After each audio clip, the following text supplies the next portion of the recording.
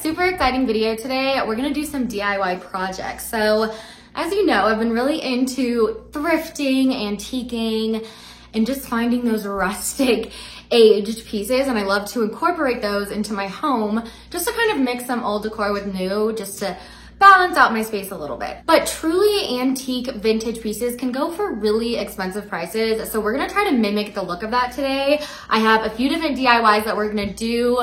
I'm gonna try this vase vessel situation. I'm also gonna be DIYing some pots for outside, and I'm also gonna show you how I transform stained wood back to its original state by using oven cleaner. I love using this trick. It looks so natural, so pretty, and it turns out different for every piece. So I just can't wait to get started, show you everything that I've come up with, and we're gonna do it together. So let's start right now. Let's get our little workstation set up so we don't make too much of a mess on this table. The first DIY home decor project we're gonna transform today are these planters. I got these from the dollar section at Target, and I just love the scallop detail on the rim. It's perfect for the spring and summertime, and it just gives a fun, unique little detail. I'm not loving how plastic this pot is looking, so I'm gonna be covering it up with some cement to give it a more solid look and to strengthen the sturdiness of the pot too. Right now, I'm just sanding down the outer side and the inner side so we can roughen the texture so the cement can stick easier to the surface of the pot.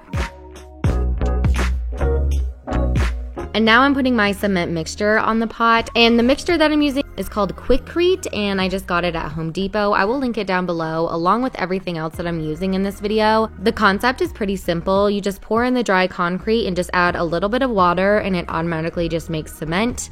This bag in particular dries really quickly and is just perfect for quick DIY projects like this. But while I was putting the cement on the pot, I quickly realized that it just was not sticking to the pot how I wanted it to. And it's because this mixture was made with so much rock that it was just interfering with everything, and the mud part, the cement part, was not sticking on because the rocks were in the way. So I had to use a strainer, and I just strained the rocks out so we could just have the sand. So that way it was more of a paste-like consistency, and it was much easier to spread onto the pot that way. And you're gonna wanna split this stuff up into several different portions because this just dries so fast and you don't want it to dry in your bowl. So I just work in small little sections, and I just keep adding more mix and water whenever I need to. And I stuck this guy out in the sun for about an hour until he was fully dried and there was no wet spots exposed. And then I just started sanding off the rough, bumpy texture. So there was some sharper clumps, and I just wanted to lightly sand it off. And I noticed that if I pressed the sander on too hard to the planter, then it took off the cement and you could see the color of the planter underneath. So make sure you're just lightly sanding the surface and just getting all of the sharp edges off. You don't want to actually sand the cement off of the planter. So now it's time for the fun part. I picked up all of these matte finished acrylic paints from Walmart, and I'm going to be using a variety of colors here. It's mostly neutral and brown tones, so we can really get that natural organic feel. And I personally like to choose paints with a matte finish because I think it looks more rustic and realistic. So I started off by dipping my paintbrush into multiple colors and just dabbing it on. And in just a second, you'll see that I didn't stick with this method. I actually made two of these pots, but for this method, I wanted it to look a little bit different. So I went ahead and just put some dark blotches everywhere with my paintbrush, and I also accentuated the rim and the bottom with some dark brown colors because that's where it would naturally age if it was a true rustic antique piece. So I figured putting a darker colored paint would make it look a little bit more dirty and aged.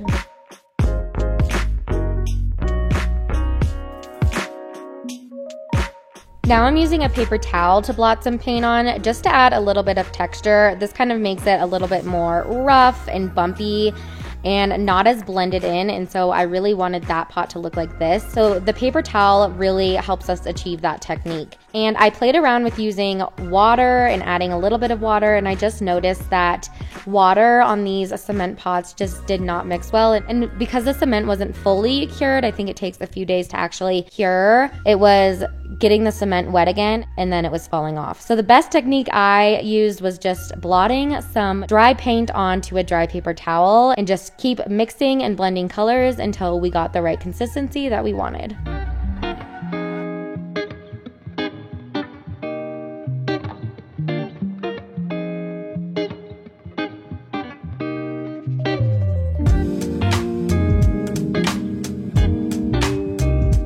here's the results of the first planter. I'm overall really happy with it. I love how rustic and aged she looks, and I also love the variety of colors and textures that it has. I think it looks like a really expensive antique pot, and considering it was only $5 from Target, I think we did pretty good. Now we're moving on to the second pot, and this is the same pot as the one before. I just put cement on it, but I just wanted 2 of them to just add some symmetry to my space a little bit. But with this one, I'm gonna do a totally separate texture and pattern. So I'm gonna be using a paintbrush the whole time on this one, and I actually did just barely dip this paintbrush in water and then in paint, and it was just very damp. I also wringed it out, so it was just a little bit of damp water, and then I dipped it into paint. And when I'm dipping it into the paint, I want to make sure I get it into multiple different colors. So I have some brown on one end of the brush, white on another end of the brush, and kind of a more neutral brown in the middle. And I'll just do that and blend it out, but I won't blend it out too much.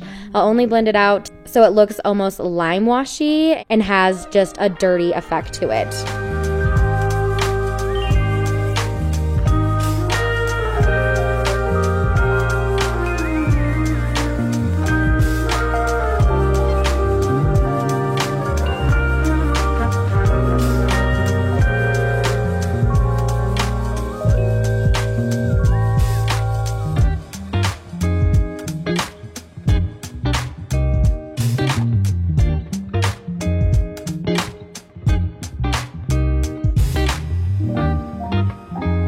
I also wanted this one to lean more towards brown and terracotta, but I didn't want it to be orangey, so I just stuck with a nice neutral brown color, and I like how cool toned it is with those grays and those darker, cooler browns. Because this is the same shape planter as the other one, I wanted to change up the colors a little bit and not have them be so similar so it can look like 2 different pots. So this one is just more brown and solid, and the other one is just more cool toned and speckled. And I love the way that this guy turned out, and I especially think that they look so cute paired together too.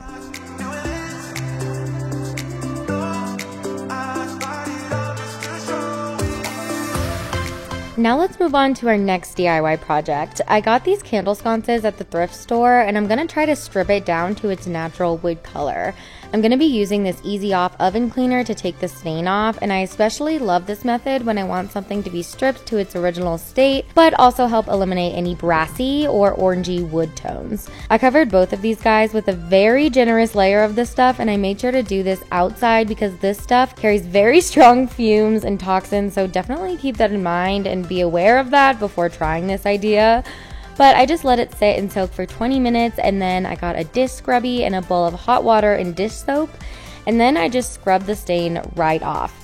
And after scrubbing, you rinse it off with water and repeat that process until you get the color you want. But unfortunately with these guys, right when I started scrubbing, I realized that this actually wasn't real wood. This was a plastic made to look like wood, and I did not know that. So of course, this didn't turn out the way I wanted it to, but I decided to leave it in this video to show you guys that this technique only works on real wood, and you will definitely get a different result depending on what you're using it on. But luckily, we had another wood item that I wanted to change, and this time this actually worked because this is real wood. So I'm just doing the same method I did before, spraying the oven cleaner on, let it sit for about 20 minutes, and then scrub it off with hot water and dish soap. You need to make sure you wash all the stain off when you're done scrubbing, and keep in mind that your piece will look really dark because the wood is wet and filled with water. You need to just let it completely dry before you decide if you want to do another layer of the Easy Off, because it really lightens up when it dries. I only had to do 1 layer for this guy to get this distressed look, and I think it looks so imperfect and cute.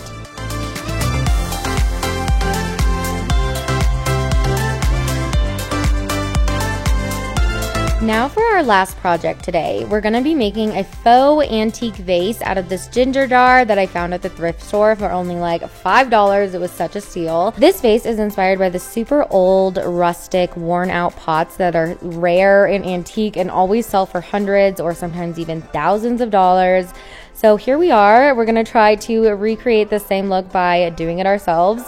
Okay, so I just filmed this, but my camera died literally as I was doing it, and I didn't know that. So I'm just gonna explain to you what I just did, and I'm gonna keep going so you'll kind of see, but I just took some rope and some hot glue, and I'm just gluing it around the side, and I'm just gonna make some grooves, some texture, and then we're gonna cover it up after, but this is what we have so far, so let's keep going.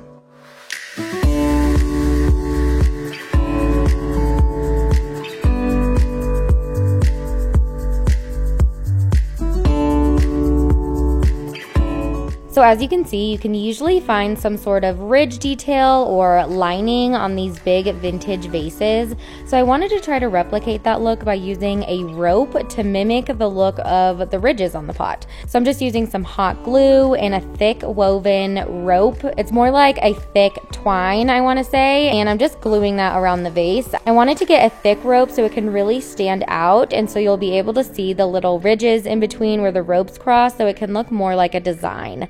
I decided to add 3 ropes at the top, kind of next to each other, because that's just what I think looked best with this shape vase. And I'm really not worrying about making the ropes straight, because I think the more imperfect it looks, the more character it gives.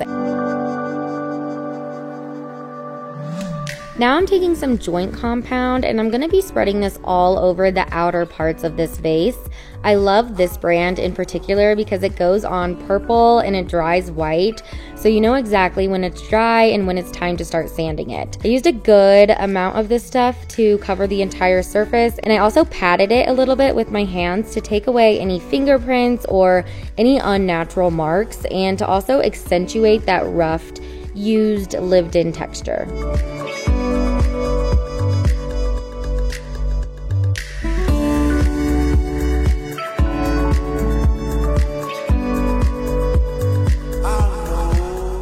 I waited for this vase to dry overnight because I wanted to make sure it's really hard and stuck on there before I started sanding. I'm cutting off any excess strings from the rope, and I'm also sanding down the surface so there's no harsh bumps, and it also makes it easier for the paint to glide on once we start painting.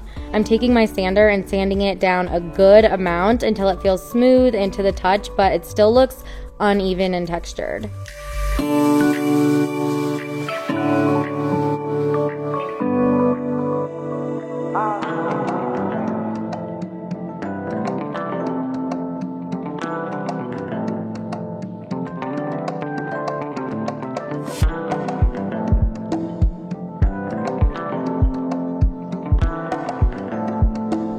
Now let's paint this guy. I'm using a mix of both paint techniques that I used earlier on the pots, so I'm using both a paintbrush and a paper towel, but this time with the paper towel, I'm getting it wet before I dab it on, so the colors can blend a lot more easier and almost give it a watercolor effect, and it really just makes the colors blend into each other and makes it a lot more seamless.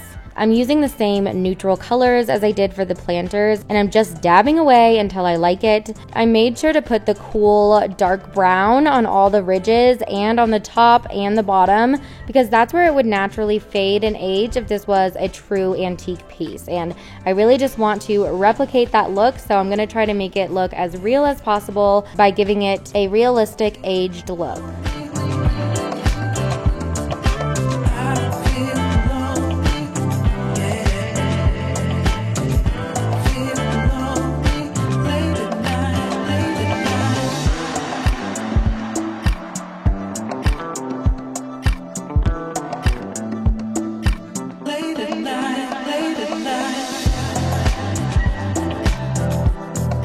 And that is it for this guy. After a ton of painting and blending and painting and blending, this is what we came up with, and I love the way he turned out. I think he's gonna look so good with all these other pieces, especially on my patio. I cannot wait to show you guys how I styled all of these on my patio makeover, coming soon. And that is all the DIY projects. What did you think? What was your favorite? Are you gonna try to replicate any of these? Let me know. I wanna know all your thoughts in the comments down below.